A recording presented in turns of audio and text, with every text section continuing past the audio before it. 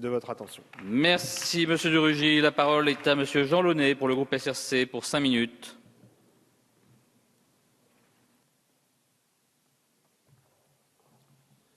Monsieur le Président, Monsieur le Ministre, Madame la rapporteure, mes chers collègues, la notion de produit intérieur brut concentre depuis longtemps les critiques dès lors qu'il s'agit de mesurer l'évolution du bien-être et de la croissance soutenable d'un pays. C'est la phrase par laquelle j'avais introduit mon intervention il y a juste un an sur cette question des nouveaux indicateurs de richesse posés par notre collègue Eva Sas. Cette séance du 23 janvier 2014 lui avait déjà permis de présenter ce sujet et du lien indispensable à faire entre les indicateurs de richesse et la définition des politiques publiques. Un an après, le sujet est toujours d'actualité, non pas prégnant, mais qui mérite d'être observé à l'aune de la méfiance des citoyens face aux mesures statistiques classiques. Ce que la commission Stiglitz-Sen-Fitoussi avait d'ailleurs pointé dans son rapport de septembre 2009 en écrivant « Il semble souvent exister un écart prononcé entre, d'une part, les mesures habituelles des grandes variables socio-économiques, comme la croissance, l'inflation, le chômage, et d'autre part, les perceptions largement répandues de ces réalités. » Je salue donc le travail et l'opiniâtreté de notre collègue Eva Sas sur le sujet. Car la présentation motivée et détaillée faite devant la Commission des finances le 21 janvier dernier reposait sur de nombreuses auditions, sur de nombreux travaux concordants, dont certains déjà anciens, concluait à la nécessité non pas de remettre en cause la mesure du PIB, mais simplement de la compléter. Déjà en 1972, James Tobin, que nous apprécions par ailleurs pour l'idée de la taxe des transactions financières qu'il a promue, a construit un indicateur de bien-être économique durable. La démarche était certes expérimentale, mais elle posait déjà le principe du caractère non immuable des conventions comptables, ainsi que le constat que notre conception de la richesse pouvait évoluer dans le temps. En 1990, c'était le programme des Nations Unies pour le développement, le PNUD, qui poussait à l'intégration dans la construction de l'indice de développement humain, du pouvoir d'achat, de l'espérance de vie et du niveau d'instruction. Jean Pisani-Ferry, commissaire général à la stratégie et à la prospective, constatait lors des auditions menées par Eva Sas que la réflexion sur les indicateurs a été relancée en France dans le cadre des réflexions sur la France dans 10 ans.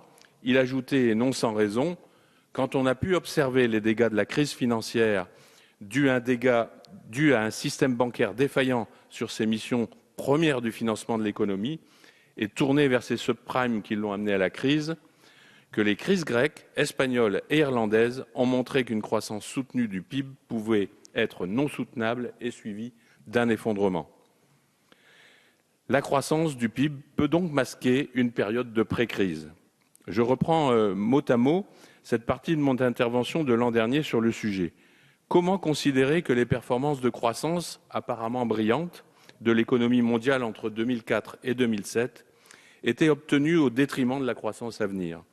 Comment ne pas être d'accord avec le constat qu'elle tenait en partie au mirage des profits reposant sur des prix dont la hausse était due à une bulle spéculative? À tout le moins, l'euphorie suscitée par les performances économiques antérieures à la crise aurait été moindre si l'on avait été davantage conscient des limites de la mesure classique qu'est le PIB. Des outils de mesure intégrant des évaluations de la soutenabilité, comme l'endettement privé croissant, nous auraient donné une vision plus prudente de ces performances.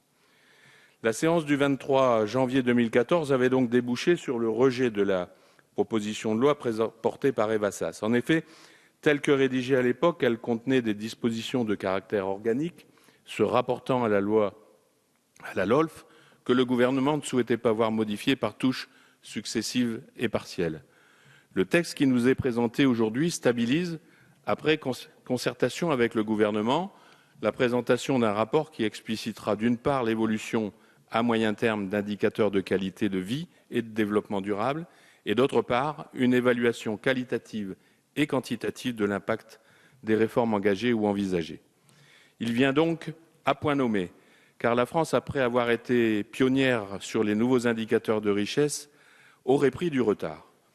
D'autant que, premièrement, notre pays est assez prolixe en débat et en organisation, qui débouchent sur des documents cadres qu'il serait judicieux de rationaliser pour déboucher sur un tableau de bord de référence. Jugez-en, mes chers collègues, le rapport économique, social et financier annexé au projet de loi de finances contient des indicateurs de soutenabilité environnementale et sociale.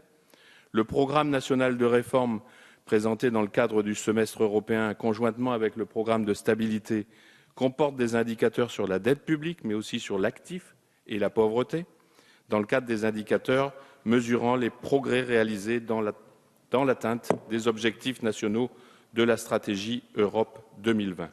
Le débat d'orientation des finances publiques intègre des fiches thématiques sur le chômage ou le revenu des ménages, par exemple. D'autant en second lieu que nos régions ont mis au point 3 indicateurs stratégiques et pédagogiques qui orientent leur politique publique. Je les balaye rapidement. Monsieur le Président, je sens que vous allez frapper sur votre micro. L'empreinte écologique, l'indicateur de développement humain et l'indicateur de santé sociale. Je conclus donc, Monsieur le Président, notre groupe soutiendra cette PPL des Vassas, d'autant que notre collègue Serge Bardy avait déjà lui-même beaucoup travaillé sur le sujet et contribué à nous convaincre de la nécessité de faire avancer le sujet. Restera à évoquer la question du délai de porter à connaissance des indicateurs. Je pense que cela n'est en rien rédhibitoire. L'éclairage de l'opinion publique et de nos concitoyens est nécessaire. Dès lors que nous aurons entamé cette démarche, j'ai la conviction qu'elle s'affinera et s'améliorera au fil du temps. Je vous remercie. Merci, Monsieur